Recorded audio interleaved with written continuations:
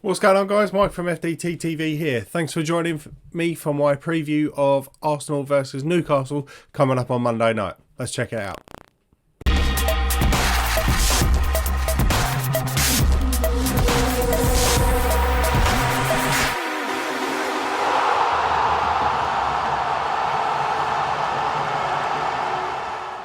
Hi guys, thanks very much for tuning in. As I said, this is my preview of Arsenal versus Newcastle coming up.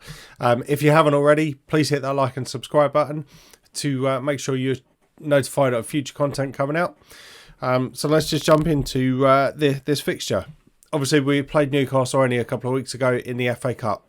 We won at 2-0, which I think was a fair result in the end. I think we were better over the 90 minutes. But if it wasn't for Bernd Leno, it could have been a different story altogether. Our overall record against Newcastle in the league, in fact, across all competitions, is 80 wins, 38 draws and 67 losses.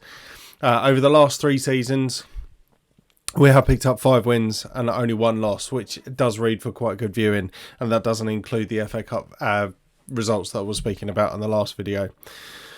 Over the 90 minutes in the FA Cup match, we did really struggle. There was a few choice selections which, personally, I didn't agree with, which made, I think, the game difficult because as soon as the substitutions come on, we did see a different mentality about the team. Obviously, with the loss of Gabriel Martinelli in the warm-up, that was a big shock as well.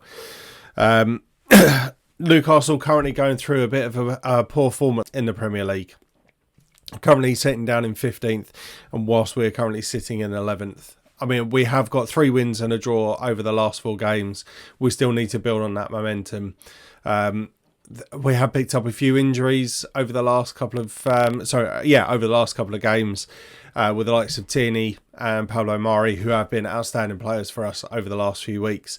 Possibly picked up a few stress injuries, so I think it's just going to have to be really careful about what we do over the next couple of weeks just to ensure that they keep in the team, maybe give them a few weeks rest because they have played quite a number of games with the likes of Gabriel Magalhaes, who has been sidelined for COVID reasons but now back into the team, so hopefully he'll be able to fill that position. Depending on the result, could this be the last game for Steve Bruce for Newcastle? I know the board have come out and said to the public that they have the full backing of the manager, but it does remain to be seen. They have dipped off quite a bit over the last few weeks, picking up a load of losses and draws.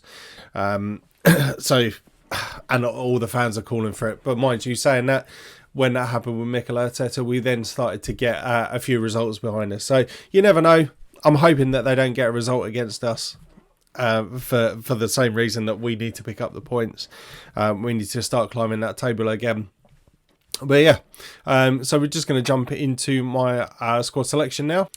So there we go. That's my squad selection for the upcoming game. We have seen the return of Thomas Partey into the squad, and I'm going to go through my selection for you now. So obviously Bernd Leno in goal has been absolutely fantastic over the last few games. As I said, pulled out an amazing save against Newcastle, and also in the last fixture against Crystal Palace as well. Definitely kept us in the game. Hector Bellerin still keeps his place in this particular fixture in the Premier League. Cedric did play in the FA Cup game. I don't think he had a bad performance, but I think out of the 2, Hector Bellerin slightly favours it for me. Rob Holding back into the squad. He's just been so solid over the course of the season, which is why he has picked up his extended contract, and fair play to him. Gabriel, for me, reclaims his place. Obviously, as I mentioned, we have had the recent notification that Pablo Mari has picked up a slight knock or a slight muscle tightness. So I know he did have the game rested against Crystal Palace, and I don't want to obviously rush him back, and Gabriel is now back fully fit.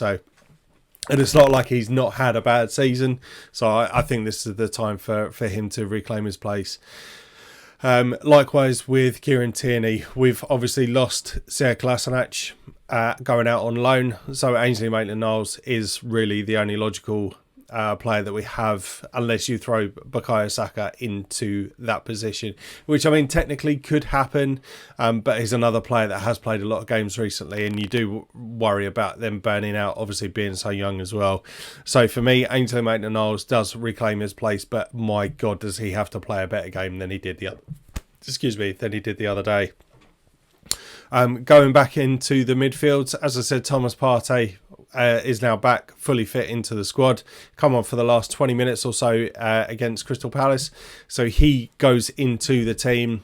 Again, we did see some sort of change with the substitutions, and he's got a good pass on him. He's strong, he's solid, and I think he will do a job for us in the midfield, partnered up with Granit Xhaka.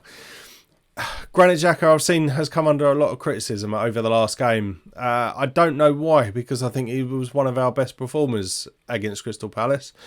Just my personal opinion. I know he gave the ball away a couple of times, but whilst he gave the ball away, my God, did he work his bollocks off to try and get that ball back? And I think 9 times out of 10 he did, so fair play to him. Emile Smith-Rowe obviously has been dropped for my selection for this particular game. Again, he's been absolutely outstanding in the last 2 games that he's played. I think it's time for him to have a little bit of a rest, just due to the number of fixtures that we've got coming up. And Danny Ceballos is a player that I think is kind of creeping under the radar a little bit. He pulled out some amazing passes against Crystal Palace the other day. There was a couple that Aubameyang got onto the end of and just didn't have the finished article. But for me, I'm throwing him into that number 10 role, which I did say over the last couple of weeks that I would be tempted to push him into that role. And with his eye, there's kind of like a bit of Mesut Ozil-ness about his passing ability. And I think it's just taken a run of games for him to kind of get that confidence back. And I think he'll be a good number 10 position for us. So he's going into the number 10 position for me. Aubameyang and Willian, I've gone for out on the wings. Now, I know this may come as a bit of a controversial decision, but I think with the likes of Bukayo Saka, he has played a large number of games recently, so I think he does deserve a rest.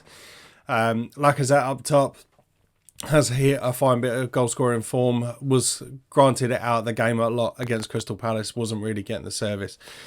However, I'm not saying the likes of Saka and Gabriel Martinelli won't feature in this game, because I think there is a distinct possibility if the results aren't going in our favour, then we may see the likes of Emile Smith-Rowe, Martinelli and Saka introduced, with possibly Lacazette being dropped to the bench, Aubameyang moving up into the striker's position, and yeah, we'll see what happens.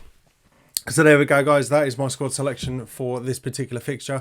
If you have enjoyed this video, please let me know in the comments, or hit that like button and subscribe for future content, as I said earlier in the video. And if you haven't enjoyed it, please let me know in the comments as well. But thanks very much for watching. We'll catch you on the next one. Hi guys, thanks for watching. Please hit that like button and subscribe. See you next time.